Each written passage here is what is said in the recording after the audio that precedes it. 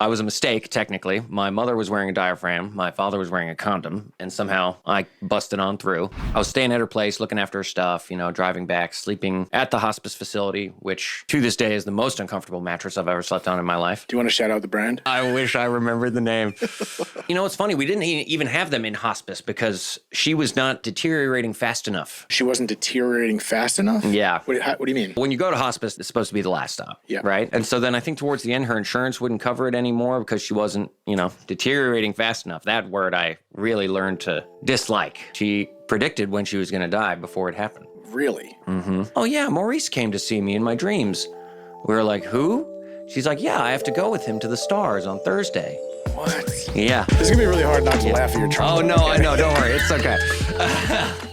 It's okay. We can call this the humorous episode. So the deal with my dad was he was never around in my life, really. I was a mistake, technically. My mother was wearing a diaphragm. My father was wearing a condom. And somehow I busted on through. Pun intended. Yep. Nice.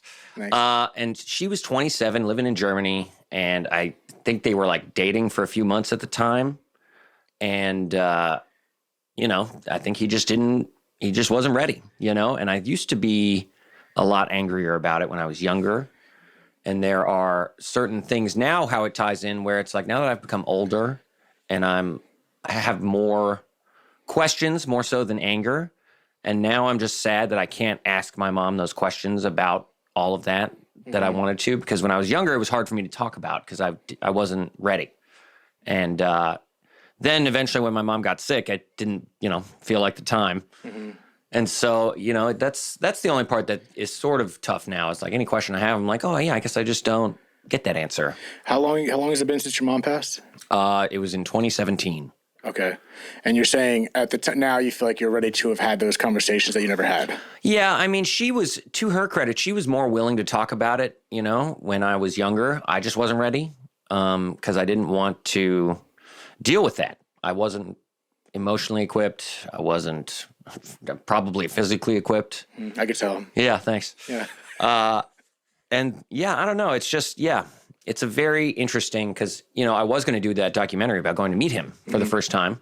And we got everything ready right in February of 2019 or 2020, whatever it was, right before COVID. And then, so that kind of because my father, I found out later in life, lives in Australia. And did I tell you about the time my half-sister found me on MySpace? No. Yeah. So I was, remember MySpace? Yeah. I was 18, and I came home to a message on my MySpace that was like, hey, from some random girl. She was like, hey, is your mom's name this? Because if so, I think we have the same father. I was like, huh. No shit. Yeah. I was like, okay. So I ended up chatting with her. I have two half-sisters, and I chat with them sporadically on Instagram and stuff, not all the time. And sometimes it strangely feels uncomfortable for me just because, I've never had sisters, right? I never had only child, single mom, right? And most of my family didn't really get along. So it was a very kind of new experience. Mm-hmm. Not being used to that, not wondering does my dad know that they're talking to me? I mean, I assume they have to, they found me in my name. And it was just funny to me that they reached out to me before he ever did, at least that I'm aware of. Mm-hmm. And so, I chat with them still and yeah. Wait, so what happened with your dad and finding him? Oh, well, it's just kind of been put on hold for now. So he's still out there. He's still out there and I still want to go do it. I just need to reallocate funds and sort of just, I need to learn fiscal responsibility, which is a tough one for me. Yeah. But yeah, the plan is still that, just because I'm turning 35, I have an aunt whom I love very much and she's great. She's in my life. But other than that, that's about it for family members that I talk to. Well, we'll get more into that in regards to finding your dad because I find that fascinating. I think it's all going to tie back together. But is it 2017? 2017 is when your mom passed, and she was sick of what she get sick. She had ovarian cancer. Okay, and how long in advance did you have with her before she passed? Well, she had it for probably 6 years before that, and it she'd beaten it. Gone away, come back, gone away, come back. We even had a very stereotypical almost like movie-like moment where I was there for Christmas once, and on Christmas Day, she found out she was cancer-free for one time. So that was like, the best Christmas ever.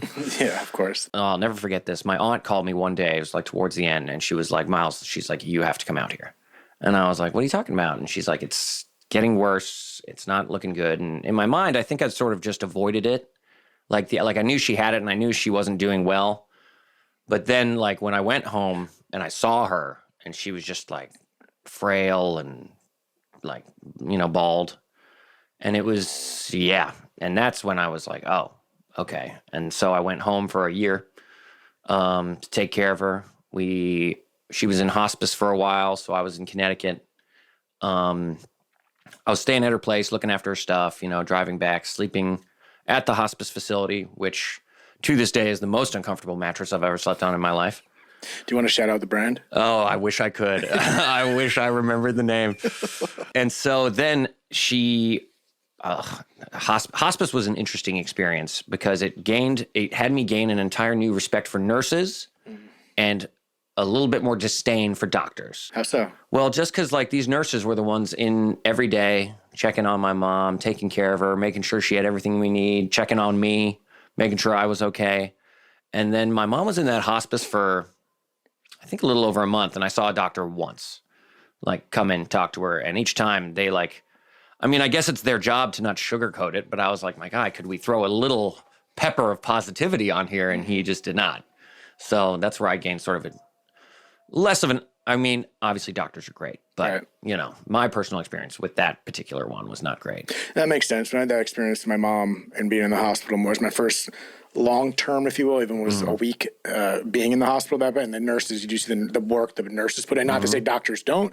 And like you said, that entails their job description, I guess, come in, this, that, and the other. But it was like, okay, the doctor came in for 7 seconds, said this, but then you're really dealing with the nurses. Yeah.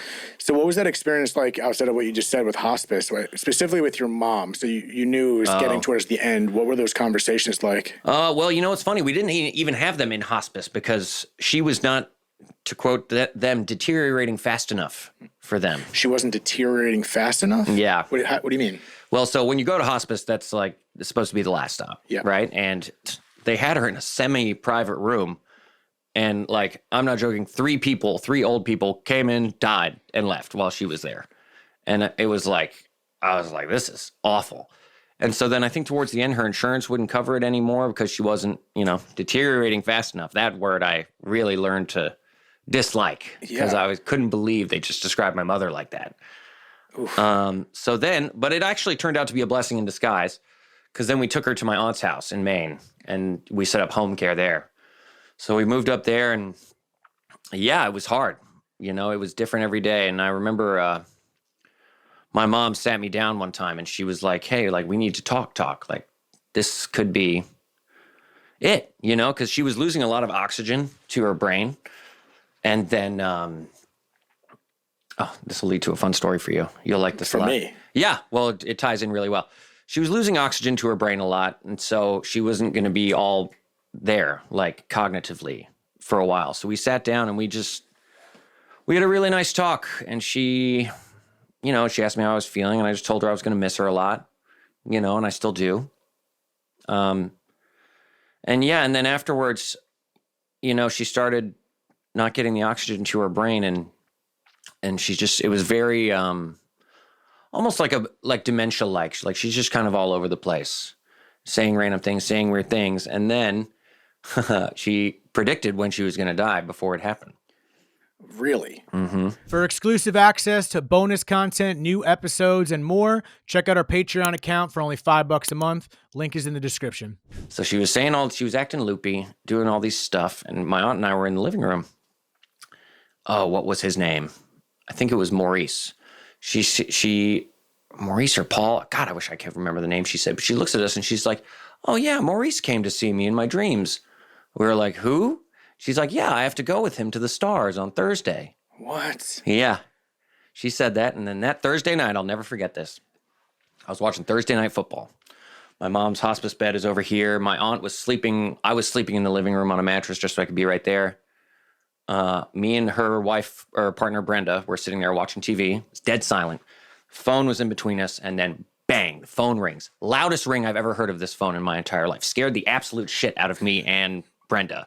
And even Brenda was like, I've never heard it ring that loud. As soon as that phone rang, my mother started doing what they call fish out of water breathing, which they give you a very inspiring pamphlet when you set up home health care for signs to look out for.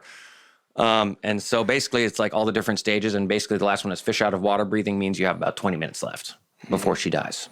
And so the phone rang, that started happening. And then, the three of us were around her, and about 15 minutes later, she was gone. Who called? Oh, yeah, you know what? I might have a bone to pick with them. I think it was my aunt's neighbor down the street. We should have that person on the podcast. Yeah.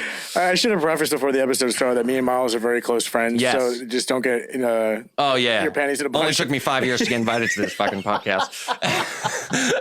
So I just want to crack open the insensitivity of certain moments. Oh, yeah. Okay. No, David's a real sensitive guy. No, how do you take that moment? Because to me, I think that's beautiful. Yeah, I really my mother was a very spiritual person, and she got me into spirituality, and I would say I'm agnostic. I'm not really any specific religion or anything, but she got me into that, and it made the most sense that's how that's how she pictured leaving this planet, and hopefully maybe one day Maurice is there to pick me up. That's what I like to think. Do you know who that person is? You don't know who that person is? No idea. Or Paul, whoever it was, we still know. It was a name. My aunt and I were like, who the fuck is that? Yeah, so that's the two different things. Like I see, you can see both sides as, maybe someone's hallucinating this or that, but to have. Oh, I don't think she was. I don't know. I'm not even saying that. I'm just taking the devil's advocate of, I know how people respond to that, but to parlay it with predicting her death and then all those synchronicities of the phone call, then it happening. Yeah. It was weird. That's really bizarre. It's gotta be comforting. Kind of. Yeah, a little bit. I mean, it was comforting the fact, it was hard. The last 4 days, my mom wasn't there. It was the person I'd known, my mother, she was there, but she couldn't focus on a conversation, yada, yada, yada. But then, that makes you think maybe she's more in tune with something on a higher level, right? Because you have all the blocks that you have in your regular life that your brain blocks you with out of the way. That does make sense because in the hospice field, they call it visioning, where they see when they're about to die. I don't know if it's weeks or days, not 20 minutes per se, but it's very common that the people that are passing see someone on the other side, almost escort them. Yeah, and it does seem like maybe they are in a different wavelength that allows that to happen, and it always happens at the end, not like months or something before. Well, I always wonder. I've always thought that because I can't remember where I got this idea from. It was probably something I read or saw, but they talk about that's why kids can see ghosts, right? Because they don't have all the blocks that we build up throughout our lives and growing up that just the world gives you. And so I think, when we see or experience things like that, it's almost like an intense moment of naivete, right? You're back to that, everything's new, everything's open. You're open to everything. Yes. So therefore you can actually see everything. Yeah, I wonder if that ties into, again, the idea of what people believe in. They don't believe in the afterlife. Some of these stories that I believe in, and clearly you believe in, and people don't. I think it does come down to... What a bummer, right? I know. It's it really is. Yeah. Me. I mean, I don't feel bad for them because it's if they're happy, but I do. But a lot, me too, to be honest, a little bit. Because at the same time, it's they get so aggressive. When I say they, it does, I'm are you... If they're happy with that, but sometimes they come... Yes, can you be? I don't know. Can you be? Sounds so boring. Sounds boring, but also just empty. Brutal. Yeah. Fucking brutal to think like that. And again, it goes back to if you find... I don't know if they find happiness in that, though. I don't know. Maybe they're afraid. That's another topic that does come out. It's maybe a blockage of fear. Yeah. Are you afraid of dying? Of what? Dying. You'd think I wouldn't be, but... my beliefs definitely have been, I'm very open-minded to this stuff, so I learn a lot from people's stories.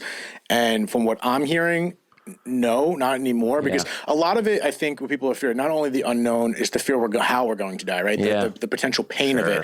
But then I hear several people talk about how when it be near-death experiences or just spiritual people or mediums talk about how when there is a very painful event, people die in a very physically painful experience, that I've heard that the soul leaves the body ejects essentially when that pain's happening. So it says if the body looks like they're going through some really painful experience, but the soul already ejected because they're almost anticipating the death and they don't really, so they're not really experiencing that pain. So if that's true, then that eliminates the theory of suffering through death. But then again, there's the suffering fingers crossed. I mean, four fingers, please. But then there's the idea of you're still suffering leading up to that, you know, like going through like a painful death. The Buddhists believe life is suffering, right? Like it is. It 100% is. This is. How many times have we had a discussion at the bar about what we're going through? And it's like, I know that we are. Maybe we need to get it together. I think we do. But I want to tie back into you led this conversation in regards to, you know, having, I don't want to say the word regret, but just thoughts on wishing you asked your mom specific questions about your father. So was there a reason why you didn't ask these questions when you knew your mom was declining? Was it due to her cognitive ability, or was it just it didn't come to? It seemed less important at the time. I just wanted to be there for her. You know, everything was about her. Love that. And I had a really nice moment actually at the hospice facility. So a little backstory. Led Zeppelin is my favorite band of all time. My mother gave me my first album or CD back then. Remember those? And it was Zeppelin 4. And the song Going to California became my favorite song, inspired me to move out here, try and become an actor. And are an actor. Thank you. In my life, I've had a couple moments where that song comes on right when I need it to, right? And like when my mom and I packed up the moving van to move out here to California, that song played on the radio first day we were driving out. And it's been a couple other times. And there was a moment I was at hospice with my mom. It was a night I was going to stay at her place. I was in the parking lot of the hospice facility. And I was thinking to myself, because I was back in Connecticut, I wasn't auditioning, and I was just like, you know what? I'm okay with it. I was like, I'm okay that I can be here for her, to take care of her, to be here when she needs me most. Like, because, you know, I wanted to be out here. And she had told me at one point, like, you know, if I'd like booked a job or something, she would have been like, go film that, because that's your dream. But I was just sitting, smoking a cigarette, thinking to myself, like, I'm okay with this. Like, I want to be here. I'm glad I can be here for her. Got in the car, turned it on. That song's on the radio. Oh, man. And that was really nice for me during a very hard time, because it was just that whole experience of being there, like being in her apartment when she's not there, and then packing up her stuff. And it was hard for a long time. And that made it a little bit easier for at least a night. Yeah, it gives you the chills. And it's come up a million times, but those moments after, like obviously you have the experience in the hospital, the hospice, and then she's gone. And then there's those quiet moments afterwards, like the real moments, if you will, of cleaning up and realizing she's not there. It's those moments where I feel the most real. Yeah. So what is that process for you? I'm curious to see if that first couple of years to where you are now, because you kind of alluded how you feel more emotionally mature for these questions and these thoughts, and like how has your grief evolved from Dacia's dad? I started therapy, which was a huge help for you. I mean, therapist. Yeah. She's retiring soon. Apparently not because of me. But I wasn't in therapy for the first few years afterwards, and I did not do myself any favors, because I got pretty heavy into drugs at the time, because that was the only way I sort of numbed the pain. And that created a little problem I still deal with occasionally from time to time now. But then finally I got into therapy and started, unlocking a lot of things, talking about a lot of things. One interesting thing that happened was, like, my mother's big on dreams, right? I don't know how big you are on like their significance and what they all mean. But for the first year after my mom died, I didn't have a single dream about her. And for some reason, I don't know why, but it bothered me. Like, I was like, okay.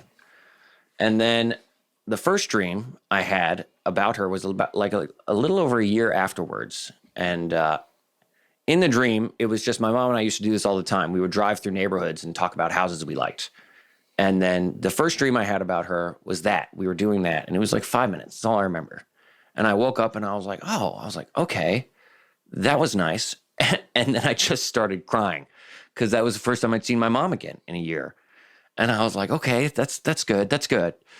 And then the second dream I had really was, sad, awesome, beautiful in so many ways. I'll never forget it. I was in the dream. It's like it's a little on the nose. It's an all white room. And my mom is standing there butt naked in front of me. So at first I'm like, oh, Mom, come on. But then I'm like, oh my God, Mom. And I go and I look at her, she's this huge smile on her face. And she's naked, but she hugs me. And I, like, if I was alive, I am alive. If she was alive and she, I'd feel weird then, but I didn't. And and she looked at me and she said, I'm okay. She was like, I'm good. And that's when I woke up bawling my eyes out. And because, it was so many things. I missed her and I hadn't seen her. It was a real moment of acknowledging the scenario, whereas the first dream was sort of just a moment in time. And then I woke up and I was like, oh, okay. I don't have to worry about her anymore. I just have to worry about me. Wow. And yeah, ever since then, that was a nice moment that helped a lot. And then, I still deal with it. It's hard. Well, I mean, it's interesting because I don't have a very large family. I have family members, most of which I don't really talk to. I have my aunt and her partner, Brenda, who are amazing. And I've gotten a lot closer to them over the years. And well, the experience of all of us taking care of my mom together really bonded us pretty seriously. And so it's been kind of an interesting experience. It still pops up from time to time. Like, it's not as constant as it was when it first happened. I don't know how it was for you. But for me at the beginning, it was obviously hard. And then, surprisingly, drugs didn't make it any better. Oh, really? Yeah, I know. Weird. And then, yeah, it's gotten a little easier, with time. Time heals a lot of things. And it's still interesting because in lieu of a burial, my mother wanted to be planted as a tree. So she was cremated and planted as a cherry tree that I try and go back and see every year. That's and beautiful. It's blooming and it survived the Maine winters. So it's there. This is in Maine. Mm-hmm. That's actually a beautiful way to do it. There's a significance with cherry trees. There's a specific symbolic. I feel like I've Googled this 12 times. I haven't remembered it. There's something about cherry trees. There might be. She just loved them. It was like her favorite tree or favorite flower tree. And yeah. Okay. So that you had this dream and you felt like that was a big milestone in regards to working through this. Yeah. Just in terms of a little bit of closure. Cause I think I was worried about her for so long. There's a weird sort of and I even felt a small breath of, I don't know if anybody else has talked about this with you, but as soon as she was dead, there was almost like a weight lifted off my shoulders in terms of that, okay, I was like, I don't have to worry about her being sick anymore. Yes. And I don't want that to sound like, oh, thank God, finally. But we'd been worried and concerned for her for 5-6 years. And now that was over. It was, I didn't have to worry anymore. So I think I carried a lot of that worry over sometimes. There was the immediate feel of relief, but then I think it sort of carried on later. And that dream was a really big, milestone for me in terms of okay, she's good. Yeah. I don't have to worry. She's probably better off than me. Yeah, I think about that a lot. And that what you just said, I've heard that multiple times in regard. I haven't had the experience of a anticipatory death and whatnot in that experience, but there is that. I think that's a very natural thing, that feeling of relief, which you explained could come off to the wrong thing. You want them to die. No, it's the stopping of suffering. Yeah. We were just talking about suffering. Now you don't have to see your mom. Mm-hmm. Maybe we didn't really discuss how much she was suffering, but I'm sure there was some level to that, obviously. And so there is a relief. You don't have to worry about that. Then that feeling of relief, I'm sure, not instantaneous, but that transmutes into a whole different batch of feelings. Yeah. I mean, once I'm not worried about her, I have to unwrap this little gift box right here. And it was a mess in there. Yeah. And you said it still pops up. How do you mean? Well, there's moments where I want to call her. Mm-hmm. I want to talk to her. I want her opinion on things. Anytime I drive by and see a house I like, I'm like, oh, I wonder if she would like that. She probably would. Maybe not. A lot of times when I go to restaurants, my mom loved reviewing restaurants, even though she had no business. I mean, she did. She had good taste, but she's like, I'm going to start writing reviews. I'm like, why? She's like, I want to. And I was like, all right. So it's strange. And I don't think it'll ever go away, really. And maybe that's because I don't have any other parents to rely on. I mean, I have my aunt and she is wonderful about it, but she has her own things she's dealing with because she was taking care of my mom and then she lost her sister and then her mom died 6 months later. Wow. And so she's been through so much in her life too. And it's amazing that she's been there for me how she has, with everything she's dealt with. Mm. But it comes up sporadically, and I just think that's just going to be my life for a lot of ways now. But it comes up differently with a different understanding now. I have a different understanding of it, or at least I understand how to process it or how to deal with it. How do you deal with it? Well, just acknowledging it. I think one of my problems, especially younger and growing up, was I wouldn't address things. I mean, I still struggle with that sometimes, but different. That can be a different talk later. Yeah. Yeah, just kind of accepting is not the right word. Just being aware of it, I think, and understanding that, like, yeah, you're going to miss your mom. It's okay, and she's gone now, but, it's not forever. And, maybe she's, I'm sure she's still here, from time to time, but I'm sure she's busy on the other side because she was always very much meant for that side of things, if that makes sense. Like she's somebody's guardian angel, or I'm sure not just one person, and she checks in on me every once in a while. Do you feel like we have those moments with the Led Zeppelin songs that start checking in on you? Sometimes I don't even need the song. And I don't know if this sounds strange or not, but sometimes I know she's right there. Yeah. I did have a good moment afterwards. I knew that a moment that was her checking in on me. I had an audition for a show that shot in Germany. My mom always wanted me to get back out there and work on my German. So it was a German show. I booked it, got flown to Germany, and saw one of my oldest friends that I hadn't seen since I was 6 out there finally. And and that was all that kind of wrapped up into.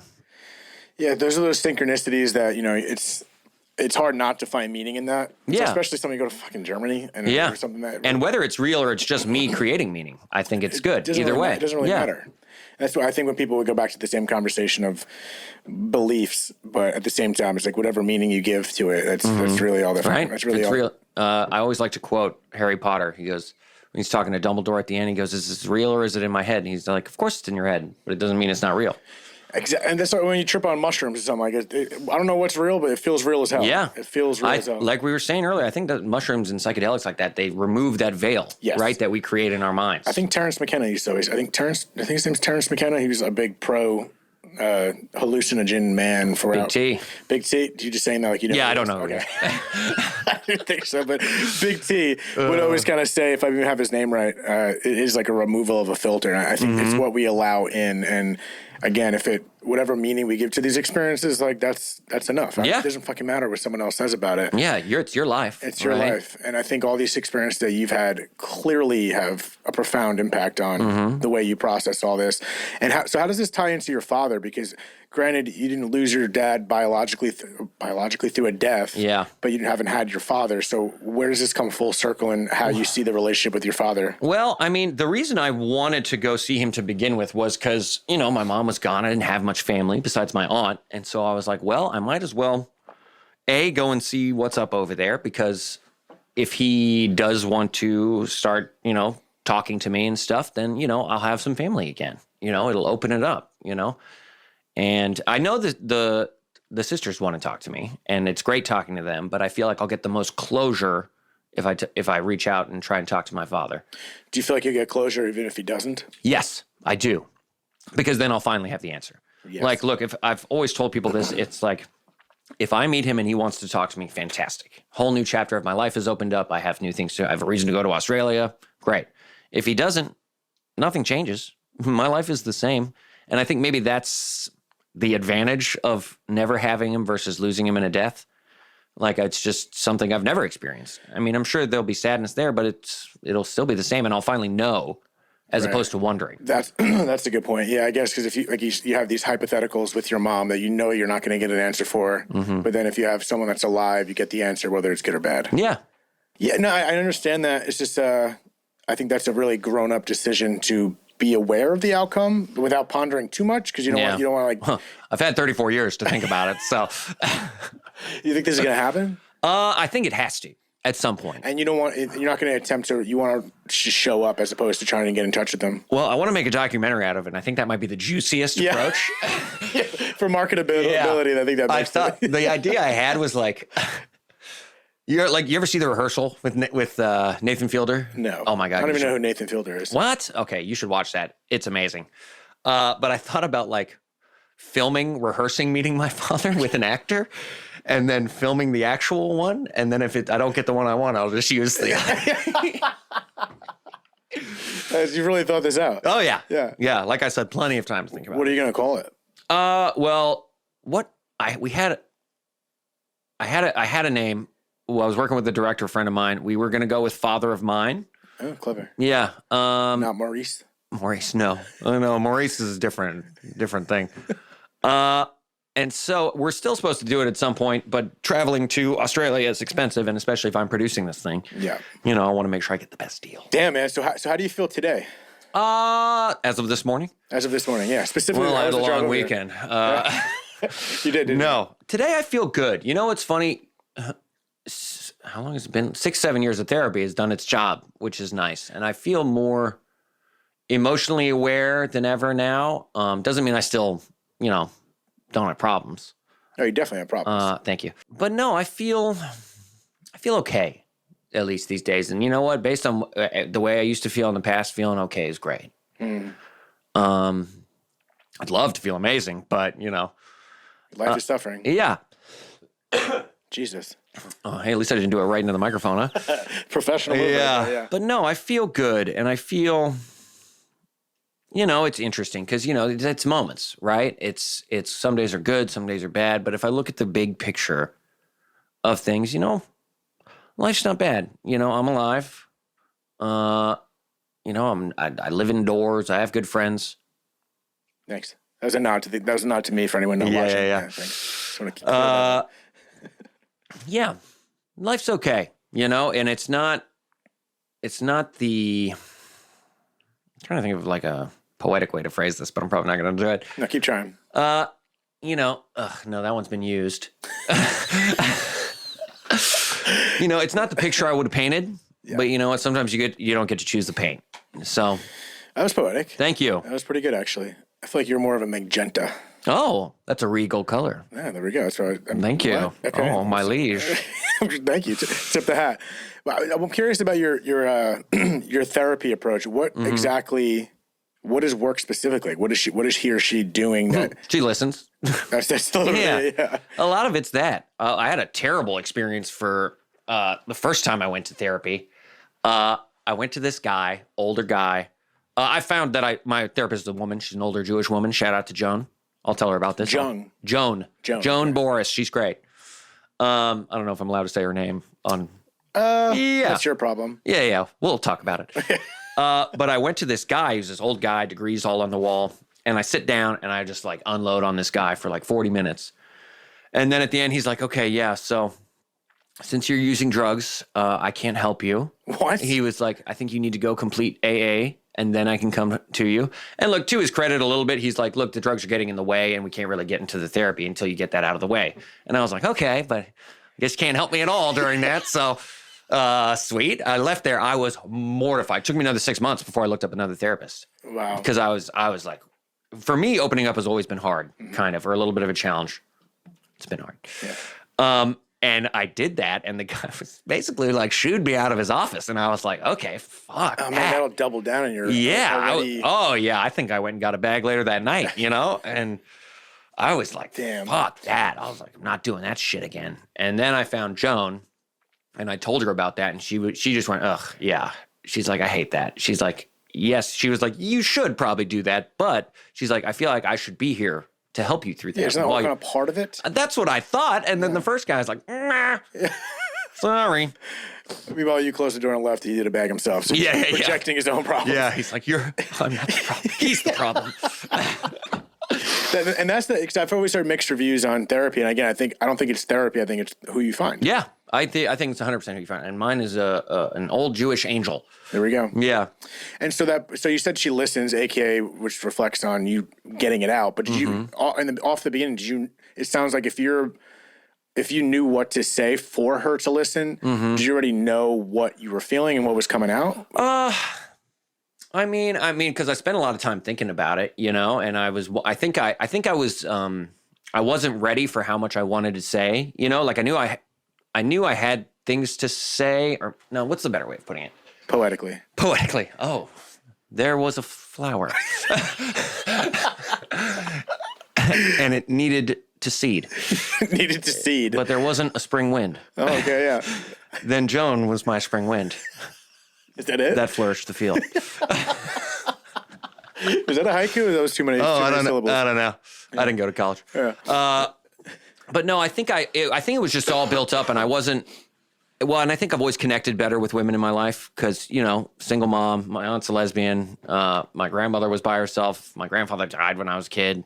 Like, I was raised by women, basically. So I think I felt more naturally comfortable opening up to a woman versus a man. And, she's Joan is an older woman, so I think there was a sort of a different level of comfort, almost like a grandmother-ish type feel. She's going to watch us and be like, ooh. Yeah. But no, I think it was just kind of all in there. I think I was a little surprised at myself letting it all out because, it's weird not dealing with something kind of builds up inside you. And then when you get the ability or the space to put it out, maybe sometimes it comes out a little easier than others. But do you think it was, maybe it doesn't even matter, but do you think your temporary inability to express, was it not having a landing pad or was it you or both? I think it might have been both. A lot of it was probably me because I've always...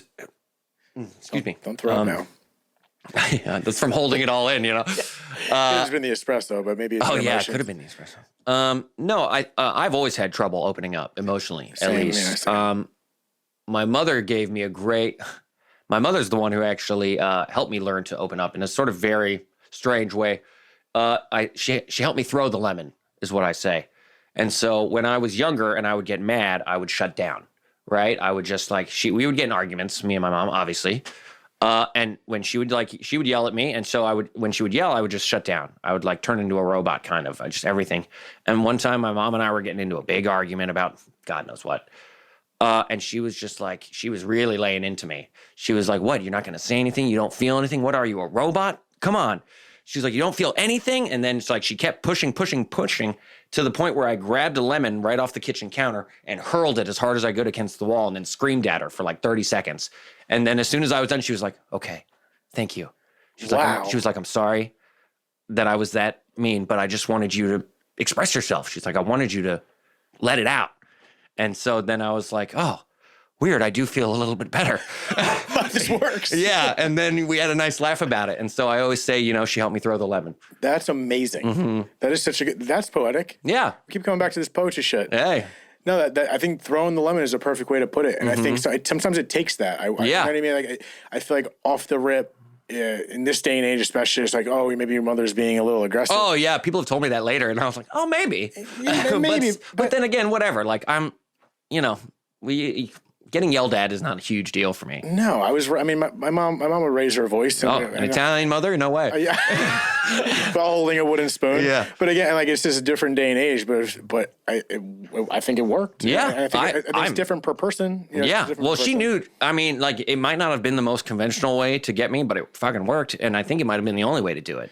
Yeah. And so today you feel like it's easier for you to throw the lemon? Oh, yeah. A lot easier, to express myself just because, getting older, in life, I still don't always do a great job of expressing myself, but I at least am more willing to now. Well, honestly, you and me have seen each other a lot more as of the last year or so. Mm-hmm. And when we have our own discussions. Unfortunately.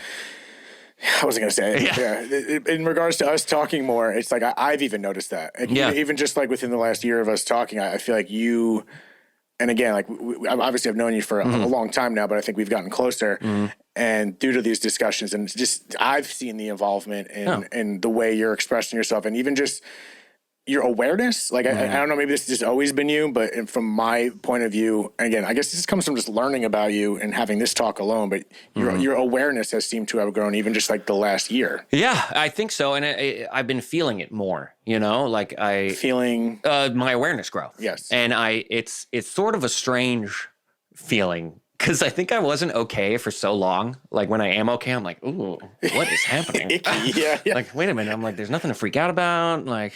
That's the thing, though. That's Yeah. because it's a totally abnormal feeling for your body to feel. It's like when you don't have sugar, you have sugar for a while, then you take away from sugar, and your body feels weird. But it's good that you don't have the sugar. And I was just talking to someone about her. She was talking about her addiction to sugar, but she didn't like. She's not that she's like a sugar addict, but when she stopped having sugar, oh wait, like this feels. My body is actually feeling different for having sugar, but the sugar's bad. But then your body feels weird for feeling good. Oh yeah, I know. And that I've talked to my therapist about that. Sometimes I'm like, I got so used to this doomsday attitude I had that when like, life's okay and things are going well, I'm like, oh, time to abort. Yeah, right. And I do think sometimes perhaps maybe because of what I've been through for so long or what I went through, I think I self-sabotage still a lot, just like inherently, sometimes without even noticing it, just because I think my body was used to feeling, my body, my spirit, whatever, I think it was used to being sad for so long that sometimes it's, I still miss sadness. And not like intentionally, but kind of like what you were just saying. Like, I'm like, oh, it's, it feels weird to feel good. Yeah, no, that's real. I think that's why we do self-sabotage and it's weird because you're going in the trajectory of healing, if you will, and being in a better place, but your body's just not used to it. So it's like, that's another transitionary step that I don't think is thought of. Like we think of the steps to get to a place where you want to be, but then we kind of don't realize, oh wait, there is that zone where your body's going to reject like good feelings almost. Well, it's funny. I read an interesting like self-help book a couple years ago. It's called Breaking the Habit of Being Yourself. And it was a neuroscientist that wrote it. And he talks about like when you think about certain things, whether it's, and we'll use negative things in this example, your brain, your neural pathways go in a direct line to that area. And when you think about something tragic or upsetting that happened, you're experiencing that thing all over again. Like your brain chemistry is sending out all the same sort of stuff that when you happen in that event. And so in the book, he talks about retraining your neural pathways to like, yes, when you accept an event that happened, don't think about the whole thing over because all you're doing is sending your brain signals right back to there and then you're feeling it all over again, stressing yourself out again.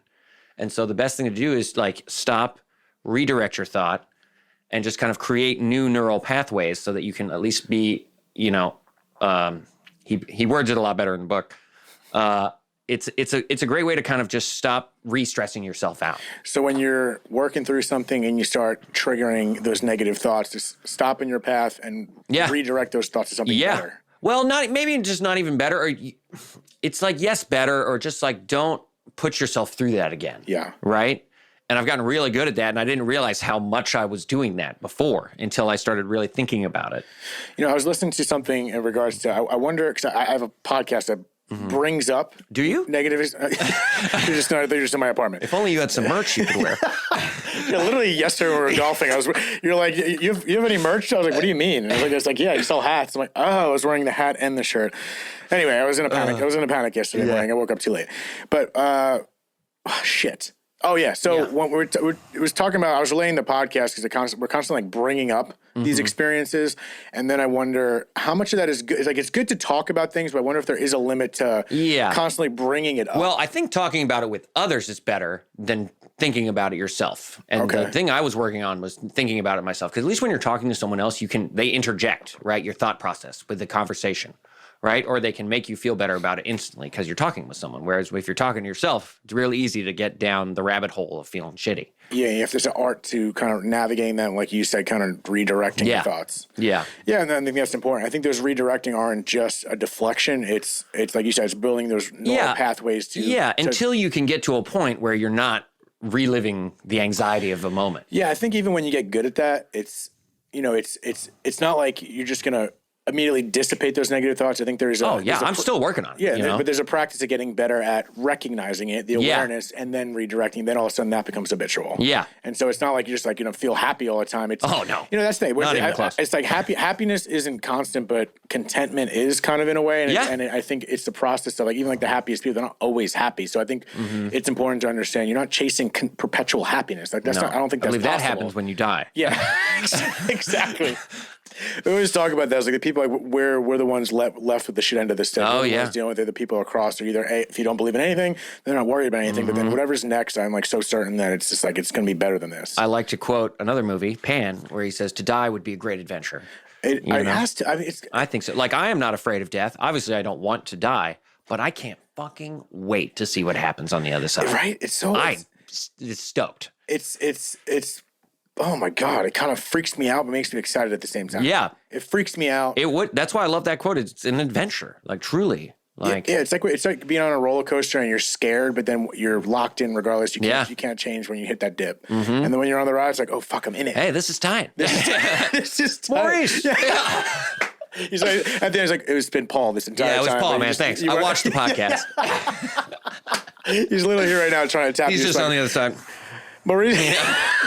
Yeah, Paul. Paul. And hopefully one day we'll figure out who it is. Like, oh, you're Paul. Yeah, I'll have to call my aunt. She's gonna kick my ass if I got the name wrong. I'm pretty sure it was Maurice. Well, I mean, fill it in with whatever name. Your mom still had that experience, and that experience is fascinating. She predicted her death. Yeah. And that's like that. It's just like, it's a knowingness. And that makes me wonder if she knew that. It's like, she was already tapping into something that she like not saw the future, but she was sent a message. Like, what is that? Well, I think it was the lack of oxygen to the brain to start, but I think that brought the veil down. I think that opened her up more. I mean, she was always my mother was very in tune to begin with. So that mixed with that, I think made it very easy. So with your thought, with the understanding and belief that there's more, is that, and then you're like, I'm going to see my mom again. I'd like to think so. Do you believe so? Well, I don't know, because I'm a reincarnation guy, too. And so my mom told me before she died she would love to come back as a little blonde-haired girl in a very loving family. Girl? Girl. Sorry. Excuse me. It's your damn espresso. Yeah. And that was a very interesting sort of sweet thought when she told me that. I mean, it made me a little sad about her family life growing up because, it wasn't the greatest in the world. So she just wanted to come back and be loved. Her entire life. So I always like to think if I ever meet some random little blonde kid, little blonde girl, and I don't know. So I would like to see my mother on the other side. But, it's funny. It's like, eventually it's going to be, ideally I outlive her, but, we don't know. And, for a while, eventually it's going to, she'll have been gone so long. Sometimes I fear, will I remember? I mean, I think I obviously will, but, it's a weird thought process you give yourself sometimes. That's kind of where I'm at. Do you think you'll see your dad? Fucking, it's just kind of similar. Like, I hope so. I think so. I hope so. And then when you think of a reincarnation, but like recently I read a comment that was like, but if they reincarnated, how do you see? Then it's like, I don't know. Like, maybe some people don't reincarnate right away, so maybe that makes sense. But then even if they do, maybe their soul still simultaneously exists. I don't know. We're gonna find out. I hope so. But in regard to tap into like the memory thing, that's something that I feel like I'm not struggling with. But it's been 23 years, so it's like I get more forgetful. Yeah. But then then lately I've been catching some new videos that people have sent me, so I have like those new memories again. Oh, that's nice. Like new memories, not again. Like it's a new memory. It's like I don't remember that experience, even though I was in the photo. It's like I've never seen that photo, so it's like a new memory. It's funny. I'm sort of afraid of them sometimes because I have an old video that I found of a camera. And I had it digitized, and I still haven't watched it. Really? What's holding you back? I don't know. Well, I guess I wanted to save the first of me watching it for the documentary. Get those real kind of emotions, and then eventually, I was just like, I don't know why I haven't watched it. I mean, maybe because it'll make me sad, and I'm in a good kind of place-ish right now. Part of it's waiting for the documentary. Yeah. Part of it is I don't know where I put it. No, it's on my desk. But the truth finally comes out. Yeah. Well, no, I think it goes back to two things. Also, if we're talking about the marketability of your documentary and the realness of the world, you could just film yourself watching it for the first time, and you have that archive. So. But also, I think what you were just discussing, the quote from that book of redirecting those neural pathways, at least you're equipped a little bit to when you do feel that, to be prepared for that. But then maybe you just have to go through it. I don't know. Or maybe when you're ready, you're ready. You're gonna know. No, that's a good point. I don't know if I think I am in a better place. Maybe I am more ready now than I was in the past. I could film it for you. Good. Yeah. You know what? Yeah. You just have it right now. It's in a cassette player. Just already hit play. Well, damn, man, I appreciate you.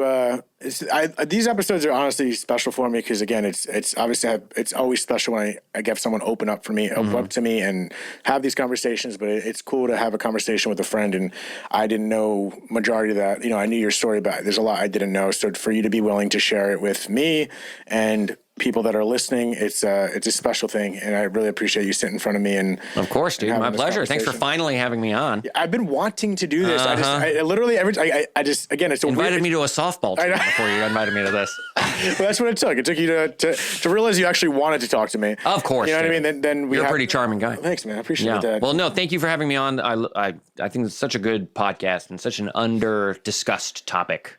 Yeah, you know, for something that is so prevalent in our lives. It's the most prevalent. Yeah. And again, I think it's a 70% women following, 30% men. So it's always a privilege to have a man talk to me about this stuff. Yeah. Because I think that's an important angle that I've been trying to unravel is more men. It's hard. I yeah. mean, I think being raised by women is one of the things that helped me. Same. Shit, it took me a minute too. I mean, literally the same. I was raised by women, and it took me a while. I was very, I kept everything under wraps. Oh, yeah. And so it took some time.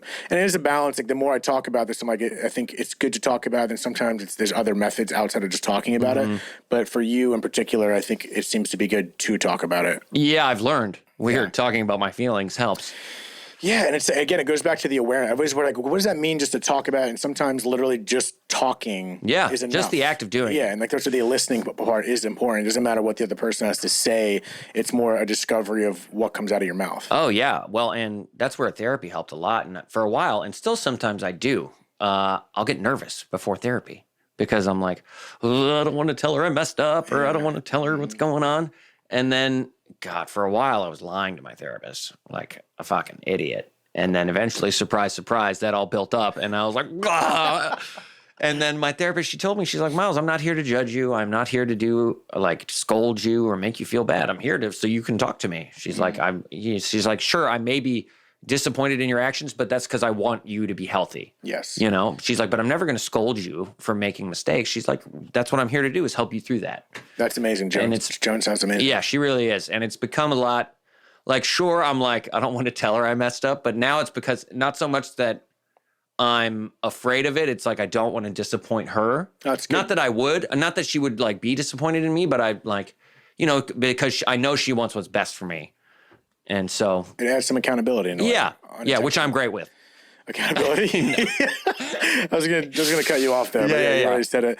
And so since we're at the end of the episode, it's always the worst transition in podcast history. But I feel like this is the best time for you to plug Aging Millennials. Oh yeah. If you want to see some sketch comedy, follow us on Aging Millennials on Instagram.